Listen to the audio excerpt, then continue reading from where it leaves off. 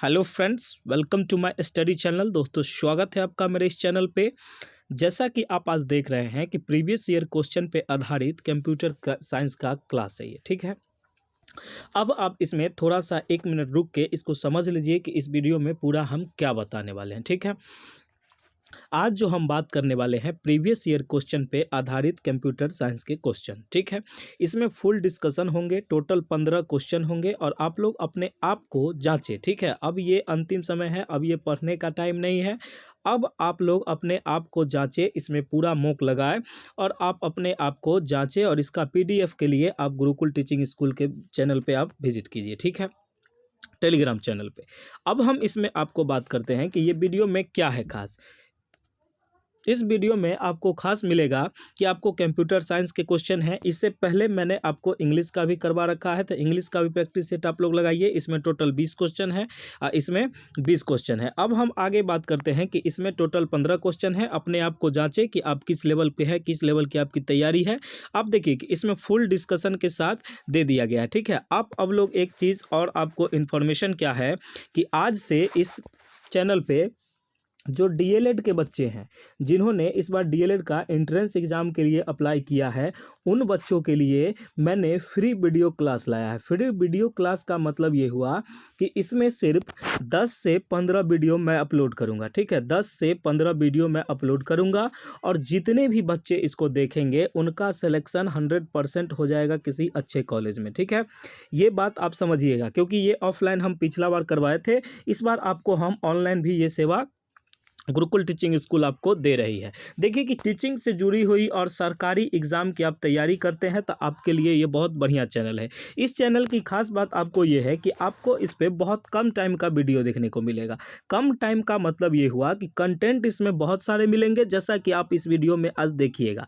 Content इसमें आपको बहुत सारे मिलेंगे और टाइम आपका बर्बाद नहीं किया जाएगा। जैसे ये नहीं कि आपके ये हम कुछ ऐसा वैसा बोले कि जिससे आपका टाइम बर्बाद हो। तो ये बिल्कुल कंटेंट आधारित है। अगर आप इस चैनल पर नए हैं तो अपने इस वीडियो को शेयर कीजिए और इस चैनल को सब्सक्राइब कर दीजिए। और आप लोग एक काम मेरा ये कर दीजिए कि डीएलएड वाला जो भी बच्चा होगा उसको ये वीडियो शेयर कीजिए, क्योंकि डीएलएड का वीडियो देखिए, किसी का फ्यूचर अगर अच्छा कर दीजिए तो वो आपका नाम लेगा। मैं इसमें बताता हूँ कि मैं 10 से 15 वीडियो क्लास लाऊंगा और आपको बस 10 से 15 वीडियो क्लास देख के आपको नहीं आया तो आप इस चैनल को अनसब्सक्राइब कर देना, लेकिन ये 10 से 15 वीडियो आप इसका देखिएगा। तो आइए हम स्टार्ट करते हैं कि कंप्यूटर साइंस का मॉक टेस्ट, ठीक है। अब कैसे लगाएंगे तो आप अपने आप को जांचिएगा। मैं फुल डिस्कशन बताऊंगा, कैसे क्यों सारा चीज़ बताऊंगा। आप लोग बस इस चैनल पे बने रहिए। चलिए, तो पहला क्वेश्चन शुरू करते हैं कि कंप्यूटर में डिलीट की गई फाइल कंप्यूटर में डिलीट की गई फाइल में चली जाती है। बताइए, कंप्यूटर में अगर कोई फाइल को हम डिलीट कर देते हैं तो ये फाइल कहाँ चल जाता है? आउट बॉक्स में।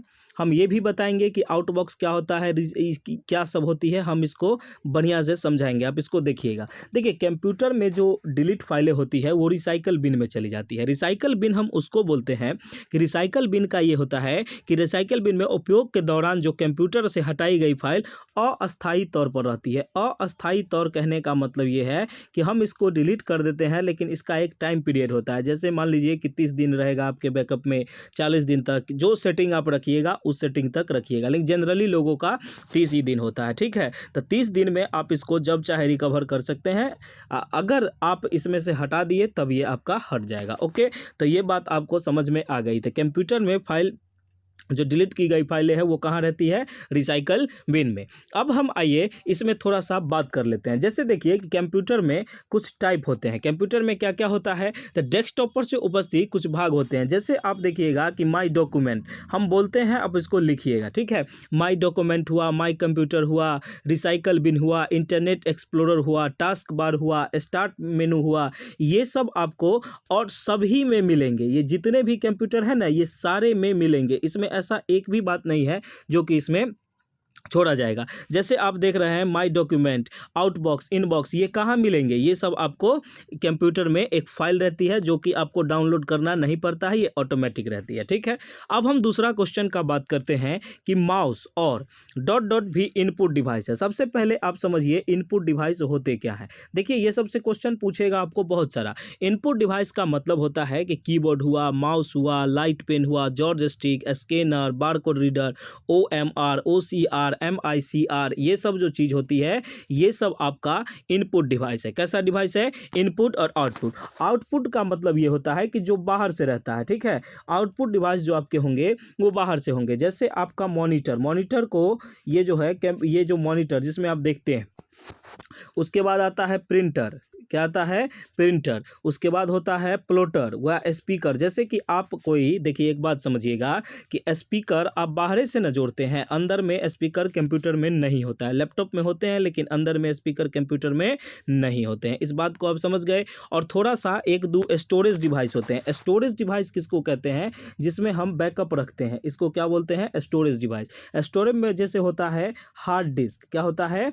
हार्ड डिस्क होता है स्टोरेज डिवाइस। उसके बाद हम पेन ड्राइव जो लगाते हैं, पेन ड्राइव जिसमें आप लोग फिल्म, मूवी वगैरह या अपना फोटो वोटो कुछ भी रखते हैं, तो वो होता है। एक होता है कॉम्पैक्ट डिस्क जिसको कि हम CD बोलते हैं। ये सब स्टोरेज है। ये सब में हम किसी चीज़ को रिकॉर्ड करके रख सकते हैं, जैसे फ़ोन का मेमोरी कार्ड, उसी तरह से इसमें होता है। एक होता है फ्लॉपी डिस्क। क्या होता है?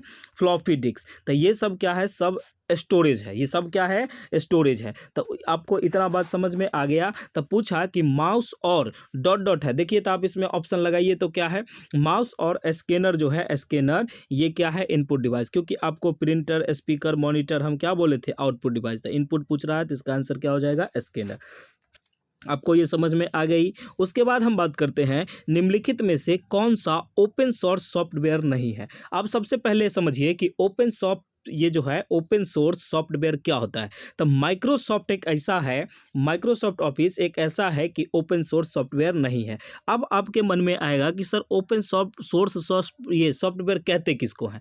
तो ओपन सोर्स ऑपरेटिंग सिस्टम का कोई भी अपनी आवश्यकता अनुसार इसमें परिवर्तन कर सकता है। जैसे देखिए कि हमको, मान लीजिए कि जैसे हमको कोई चीज़ का आइकन बदलना है, जैसे अभी हम अपने चैनल का, जैसे अपने चैनल का नहीं, मान लीजिए जैसे एंड्रॉयड सिस्टम होता है। एंड्रॉयड सिस्टम जैसे आपका जो फ़ोन होगा एंड्रॉयड सिस्टम, इसमें आप जो चाहते हैं कंपनी वो परिवर्तन कर देता है। कभी थीम बदल देता है, कभी कुछ भी, इस तरह से अपना चलते रहता है। बहुत सारे ऑप्शन इसमें मिलते हैं। लेकिन माइक्रोसॉफ्ट में क्या होता है, ये आप अगर फ़ोन यूज़ किए होंगे तो आपको पता होगा कि इसमें कुछ बदला नहीं जा सकता है। जो आपको कंपनी देगी वही चीज़ रहता है, आवश्यकता अनुसार इसमें परिवर्तन नहीं होता है। ठीक है, इतना बात आपको समझ में आ गया। इतने, इसमें कहीं कोई दिक्कत नहीं है। अब देखो कुछ ऑपरेटिंग सिस्टम जो होती है जैसे MS-DOS, जैसे आप कंप्यूटर अगर नॉलेज रखते हैं तो आपको पता होगा कि MS-DOS किसे कहते हैं। उसके बाद होता है एप्पल का, जैसे एप्पल और एंड्रॉयड में अंतर होता है ना, तो एप्पल का MAC-OS होता है, यूनिक्स होता है, लिनक्स होता है। जैसे आप लोगों का एंड्रॉयड वर्जन किस पे चलता है? तो गूगल पे चलता है। किस पे? आप लोग देखते होंगे गूगल होता है, क्रोम होता है, इसी तरह से ना आपका ये चलता है। आप फ़ोन में गूगल और सर्च करते होंगे तो आप जनरल 99% स्टूडेंट जो होंगे वो गूगल और क्रोम को ये यूज़ करते होंगे। ठीक है, उसके बाद आता है विंडोज़ 95, डब्ल्यू लिख के करते हैं हम, विंडोज़ 95, 98, 2000, ME, XP, ये बहुत सारे वर्जन होते हैं, विस्टा। ठीक है, उम्मीद करते हैं कि आप लोग ये नाम सुने होंगे, नहीं भी सुने होंगे तो आप सुन लीजिए। जैसे अभी आप चलता है विंडोज़ 7, ठीक है, विंडोज़ 10, ये सब जो चीज़ होती है ये सब क्या है? ऑपरेटिंग सिस्टम है। ऑपरेटिंग सिस्टम का मतलब ये हुआ कि जैसे आप फ़ोन खरीदते हैं तो आपको एक सिस्टम मिलता है। जैसे आईफोन खरीदेंगे तो आपको एप्पल का MAC-OS मिलेगा। इसका कुछ अपडेट होता है। क्या अपडेट होता है? जैसे कि एप्पल का फ़ोन आपका कहीं खो गया तो आप उसके EMEI जो होता है उससे आप पता कर, सॉरी IMEI जो ID होता है उस ID से आप इसको पता कर सकते हैं। अगर वो आपको कहीं भी ऑन होगा तो वो आपको लोकेट करेगा। ठीक है, तो इसमें कुछ खास बातें होती है, कुछ सिक्योरिटी प्रोसेस होते हैं जिससे कि आपको ये समझ में आ जाएगा। तो आपको निम्नलिखित में से कौन सा ओपन सोर्स सॉफ्टवेयर नहीं है? ओपन सोर्स का मतलब ये हुआ कि जिसमें हम बदल सकते हैं। तो ये सब आपको समझाए हम कि ये सब में आप परिवर्तन कर सकते हैं, और एक माइक्रोसॉफ्ट ऑफिस है इसमें हम कोई परिवर्तन नहीं कर सकते हैं। आ गई समझ में? तो देखते हैं कि 3 क्वेश्चन अभी तक बताए हैं, तीनों में तीनों का जवाब आपको आ गया होगा। ठीक है, अब हम नेक्स्ट बात करते हैं। सबसे पहले समझिएगा कि जैसे देखिएगा ये जो है, एक सेकेंड इस पे देखिएगा कि क्वेश्चन देखिए। अब आपके सामने जो क्वेश्चन है वो है, निम्नलिखित में से कौन सा सर्च इंजन नहीं है। सर्च इंजन का मतलब होता है जैसे हम गूगल पे सर्च करते हैं। आप एक बात हमको समझाइए, आप याहू पहले सुनते होंगे, याहू, गूगल, अगर आप बहुत दिन से फ़ोन चला रहे होंगे तो आपको पता होगा कि जिस तरह का काम अभी गूगल का है, पहले याहू का होता था, बिंग का होता है, ठीक है, और गूगल का तो होता है। अगर इंस्टाग्राम जो आप देखते हैं, इंस्टाग्राम सर्च इंजन नहीं है, तो इसका जो ऑप्शन हो जाएगा, आंसर ये हो जाएगा, क्योंकि इंस्टाग्राम पर हम कोई क्वेश्चन का जवाब तो नहीं ना ले पाते हैं, ठीक है। आप इससे समझ सकते हैं, इंस्टाग्राम जो है एक सोशल मीडिया का साइट है, ठीक है, और गूगल जो है, गूगल, याहू, बिंग, ये सब क्या है, एक सर्च इंजन है। अब इसमें से याहू आया, तो याहू का जो स्थापना वर्ष था 1994, और जो है बिंग की शुरुआत जो हुई थी वो 2009 में हुई थी। इतना बात आपको उम्मीद करते हैं कि समझ में आया होगा। तो इसका जो आंसर है वो क्या हो जाएगा, इंस्टा, ये ग्राम। बात आई समझ में, कोई दिक्कत नहीं है। अब हम आगे बात करते हैं, थोड़ा समझिएगा। इसका आंसर जो था क्या था, इंस्टाग्राम। बाकी सब सर्च इंजन है, ये सर्च इंजन नहीं है। तो जैसा कि इंस्टाग्राम इसका आंसर हो गया। निम्नलिखित में से कौन निर्धारित करता है कि विभिन्न प्रोग्राम इंटरनेट पर डाटा का आदान प्रदान कैसे करते हैं। तो देखिए, ये कैसे डाटा हम किसी दूसरे से लेते हैं, देते हैं, ये कौन करता है। तो ये जो होता है, ये जो करता है, ये करता है HTTP। ये जो होता है हाइपर टेक्स्ट ट्रांसपोर्ट प्रोटोकॉल, इसको कहते हैं HTTP, ठीक है। HTTP ये सब का डाटा का आदान प्रदान आप किधर से क्या लेते हैं, ये सब कौन निर्धारित करता है, तो ये करता है ये। अब आपके मन में आएगा कि ब्लूटूथ, URL, ईमेल भी तो होता है। तो URL का फुल फॉर्म जो होता है वो होता है यूनिफॉर्म, इसका यूनिफॉर्म रिसोर्स लोकेटर, ठीक है। और उसके बाद HTTP का होता है हाइपर टेक्स्ट मेट्रोपोला जो होता है वो। उसके बाद होता है कनेक्शन के जरिए हम, देखो इसमें क्या करते हैं, देखो HTTP कनेक्शन के जरिए ट्रांसफ़र किए गए डाटा को हम सुरक्षित नहीं होते, इसमें आसानी से हैक किया जा सकता है। और देखो, अब ब्लूटूथ क्या है, ब्लूटूथ एक वायरलेस टेक्नोलॉजी है जिससे हम किसी मोबाइल को किसी से कनेक्ट करके फ़ोन ये सब जो होता है, म्यूज़िक, फ़ोटो, ये सब हम शेयर करते हैं, ठीक है। उसके बाद ईमेल तो आप समझते हैं। उसके बाद इस पर जो आता है कि ब्लूटूथ तकनीक का उपयोग मोबाइल फ़ोन, कंप्यूटर तथा इलेक्ट्रॉनिक उपकरण के बीच डेटा तथा वायरस को सीमित दूरी में भीतर ट्रांसफर करने के लिए किया जाता है। जैसे आप जिससे ब्लूटूथ कनेक्ट किए होंगे तो वो भी आदमी आपके आसपास होता है तो करते हैं, ठीक है। ये होता है लेवल पर, आदमी कहीं भी हो कोई दिक्कत नहीं है। तो उम्मीद करते हैं इसका भी आंसर आपको मिल गया होगा। अब हम आगे बात करते हैं। देखिए आगे जो है ऐसी कंप्यूटर, अब है 91। इसमें क्या है कि ऐसी कंप्यूटर प्रणालियाँ जो विभिन्न किसी विभेद के निर्देश, ये होता है किसी विभेद के निर्देश तथा डेटा की एक स्मृति जो मेमोरी इकाई में संग्रहित करती है, संरचना पर आधारित होती है। ये किस संरचना पर आधारित होता है, तो हॉवर्ड पे, नूथ पे, बेबेज पे, वॉन न्यूमैन पे। तो आप इसको देखिए, आप इसका आंसर अगर नहीं लगा पा रहे हैं तो आप देखिए कि ये होता है आंसर इसका डी। आंसर क्या हो जाएगा इसका, डी। क्या होता है, ऐसी कंप्यूटर प्रणालियाँ जो बिना किसी विभेद निर्देश के तथा डाटा के एक स्मृति या मेमोरी इकाई में संग्रहित करता है, वो वॉन न्यूमैन संरचना पर आधारित होती है। किस पर, वॉन न्यूमैन संरचना पर आधारित होती है। वॉन न्यूमैन का आर्किटेक्चर का अर्थ होता है किसी भी संग्रहित प्रोग्राम कंप्यूटर से है, जो भी कंप्यूटर में हम काम करते हैं वो ऑटोमेटिक एक हिस्ट्री बन के रह जाता है। आप उसको डिलीट भी कीजिएगा फिर भी वो अपने कंप्यूटर के हिस्ट्री में रहेगा। कोई भी आदमी कभी भी आपका कंप्यूटर अगर हैक किया तो उसमें पता चल जाएगा कि आपने इसमें क्या क्या किया है। बात आ गई समझ में। अब होता है इसमें एक इंस्ट्रक्शन और एक डेटा ऑपरेशन एक ही समय में नहीं हो सकता, क्योंकि वे एक कॉमन बस में अपना स्थान शेयर करते हैं। ये एक ही प्रकार में नहीं होता है, तो आप ये समझ गए, ठीक है। बेबेज ये सब तो समझते हैं, ये सब ऐसे ही। उसके बाद है MS वर्ड। अब ये बताए थे माइक्रोसॉफ्ट वर्ड 2010 में कॉपीराइट सी का प्रतीक बनाने के लिए किस शॉर्टकट कुंजी का यूज करते हैं। देखिए कुछ कुछ प्रतीक होता है, वो हम आपको पिछले वीडियो में भी बताए हैं, इसमें भी समझा देते हैं। जैसे Alt+C, जैसे आप थोड़ा सा समझिए कि इसका जो आंसर होगा वो होगा Alt प्लस कंट्रोल प्लस में C।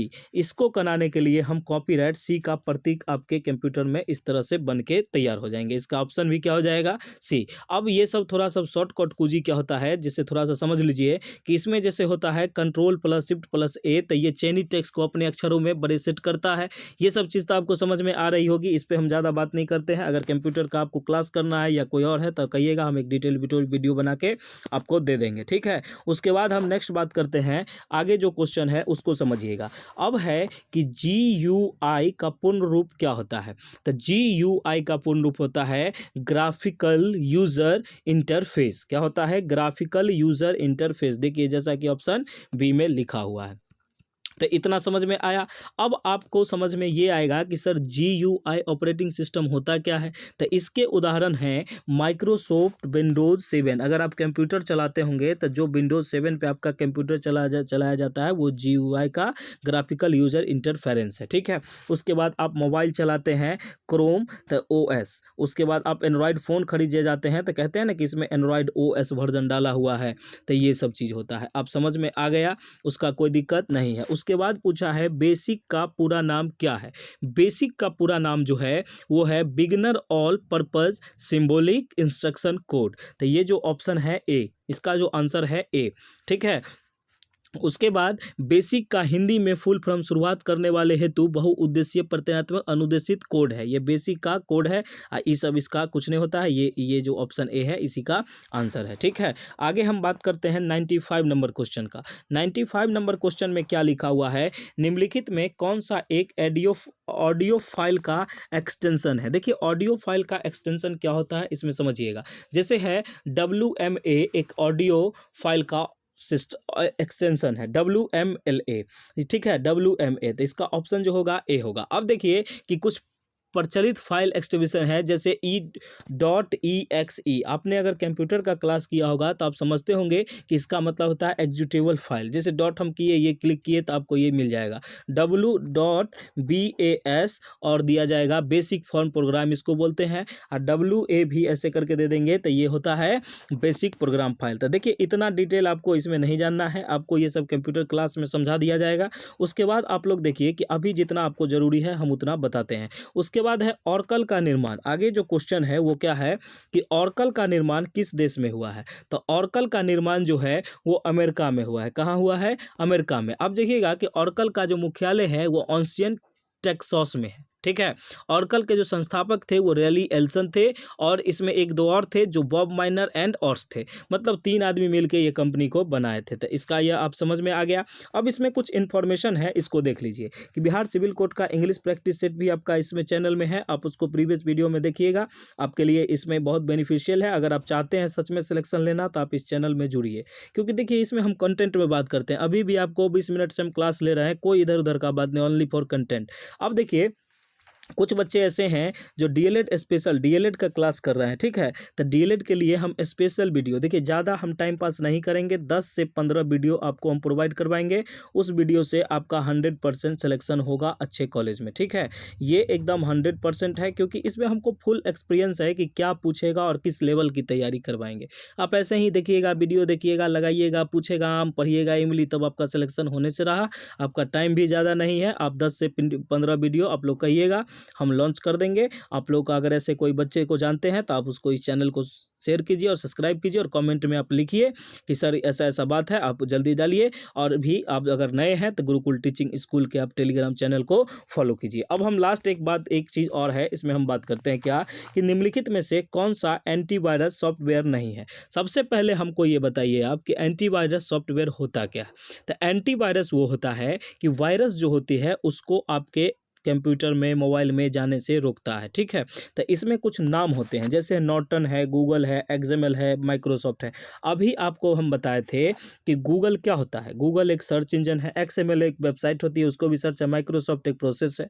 अभी बताए थे ना माइक्रोसॉफ्ट ऑफिस ये सब के बारे में। तो इसमें क्या नहीं बताए थे, तो नॉर्टन। क्या नहीं बताए थे? नॉर्टन। तो नॉर्टन जो है ये एंटीवायरस एक सॉफ्टवेयर है, ठीक है। इतना बात आपको समझ में आ गया। कुछ और भी है, कहिए तो आप हमको नाम बता देते हैं, नाम हम बता देते हैं, आप लोग नोट कर लीजिएगा कि एंटीवायरस सॉफ्टवेयर कौन कौन है। तो एक देखिएगा नाम सुनते होंगे आप क्विक हिल का, ठीक है, तो वो सब अलग है, वो सब कंपनी है। उसके बाद एवास्ट होता है, एवीजी होता है, ये होता है कैसेप होता है, बीट डिफेंडर होता है, एमसीएफई होता है। तो ये बहुत तरह का होता है। और गूगल क्या है? गूगल एक सर्च इंजन है। बात आपको समझ में आ गई। उसके बाद 98 क्वेश्चन है कि वेब पेज में निम्न में से किसका उपयोग करके बनाया जाता है? वेब पेज निम्न में से किसका उपयोग करके बनाया जाता है? तो आप अभी बताइए। तो अभी हम आपको बनाए थे कि HTML का प्रयोग करके बनाया जाता है, हाइपर टेक्स्ट मार्कअप लैंग्वेज, ठीक है, इसी का प्रयोग करके ये बनाया जाता है, HTML, hyper text markup language. HTML एक भाषा होती है जिसमें कई प्रकार के कोड को इस्तेमाल किया जाता है। जैसे अब कोडिंग वोडिंग जानते हैं ना, हाँ, उसी सब से ये रिलेट करता है। इन कोड के माध्यम से ही वेब पेज के बटन क्लिक, कलर और विंडो का निर्धारण किया जाता है। आपको उम्मीद करते हैं ये क्वेश्चन समझ में आ गई। उसके बाद हम बात करते हैं रिटेल्ड फाइलों के कनेक्शन को कहा जाता है। तो रिटेल फाइल के कनेक्शन को डेटाबेस कहा जाता है। क्या कहा जाता है? डेटाबेस। कैरेक्टर कुछ और होता है, फील्ड कुछ और होती है, रिकॉर्ड कुछ और होती है। ये सब आप समझते होंगे, ठीक है। और डाटाबेस के सिस्टम के प्रकार भी होते हैं, जैसे network database, relation database, objective oriented database. उसके बाद ये सब तो आप समझते होंगे। और नहीं समझते होंगे तो इसके लिए एक स्पेशल कंप्यूटर का चाहते हैं तो आप वो भी कहिएगा, हम वो भी डाल देंगे, ठीक है। जो कहिएगा वो मिलेगा आपको। उसके बाद है कंप्यूटर को इंटरनेट से जोड़ने में मदद करता है। अब हमको एक बात बताइए, कंप्यूटर को इंटरनेट से हम कैसे जोड़ते हैं? ये ब्राउज़र के द्वारा, विंडोज़ 95 के द्वारा, नेटफिट के द्वारा, केबल के द्वारा। देखिए, इंटरनेट को ब्राउज़र से हम जोड़ते हैं, ये सॉरी कि इंटरनेट में जोड़ने में मदद करता है हमको ब्राउज़र से ही ना सिस्टमेटिक तरीके से हम करते हैं। कंप्यूटर को इंटरनेट से जोड़ने में ब्राउज़र मदद करता है। राउटर का उपयोग जो होता है बिना तार के कंप्यूटर को इंटरनेट से जोड़ने के लिए किया जाता है, राउटर का प्रयोग किया जाता है, ठीक है। राउटर एक हार्डवेयर उपकरण है जो एक से अधिक नेटवर्कों को आपस में जोड़ती है, इसे इंटरनेट से जोड़ता है। कहने का मतलब ये 2-4 कंप्यूटर जोड़ के बनाता है, उसको राउटर कहते हैं। केबल तो होता है DTHR वाला जो केबल होता है आपके यहाँ होगा। नेटफिट जो होता है ये कुछ ऐसा होता नहीं है, विंडोज़ 95 कुछ ऐसा चीज़ नहीं है, ये एक होगा तो प्रोसेस होगा, ठीक है। ये सबसे कोई लेना देना नहीं है। तो उम्मीद करते हैं कि आपको ये वीडियो पूरा समझ में आया होगा। देखिए, मैंने पूरा 100% कंटेंट लगा के आपके लिए मेहनत किया है। आप बस एक चीज़ कीजिए कि इस चैनल को सब्सक्राइब कर दीजिए, ठीक है। और हमसे एक बात आपसे ये कहिए कि देखिए, जितने भी बच्चे हैं मेरे, ये जो हैं जो इस बार चाहते हैं कि सिविल कोर्ट में सिलेक्शन ले, प्लीज़ वो वीडियो को देखिए। देखिए, ये आपके भलाई के लिए है, ठीक है। आप लोग ये सब छोड़ दीजिए, एग्ज़ाम कब होगा क्या नहीं होगा, सब के लिए हम बात करने के लिए हैं। आप लोग बस सपोर्ट कीजिए, आपका हम एग्ज़ाम जल्दी कहेंगे, सरकार अपील करेंगे, आप लोग साथ दीजिएगा तो बहुत कुछ होगा, नहीं दीजिएगा तो कोई बातें नहीं है। अब देखिए, आप लोग अगर इस चैनल पर नए हैं तो इसको प्लीज़ सब्सक्राइब कीजिए और जितने भी वीडियो हम डालते हैं उसको महत्वपूर्ण समझ के देखिए, ठीक है। प्रीवियस ईयर के क्वेश्चन पर आधारित है। उम्मीद करते हैं कि आपका स्कोर 15 में 15 आया होगा। और देखिए, 15 में 4 ऑप्शन और प्लस में हम कितना समझाए हैं, तो आज समझते हैं कि 100 क्वेश्चन का हम रिवीजन आपको करवा दिए हैं। अगर आप इस चैनल पर नए हैं तो प्लीज़ देखिए। और वैसे मेरे प्यारे साथियों जो DLED कर रहे हैं और DLED के लिए इस बार फॉर्म भरे हैं, वो प्लीज़ जुड़ जाइए। 10 से 15 क्लास में आपका कुछ नहीं जाता है। अब आप इसको देख के और हमको कह दीजिएगा कि ये सर क्लास जल्दी अपलोड कीजिए, मेरी टीम उस पर वर्क कर रही है। मैं वो क्लास आपको बहुत जल्द देखने को आपको मिल जाएगी। Okay, thank you so much. मिलते हैं नेक्स्ट वीडियो में। जय हिंद।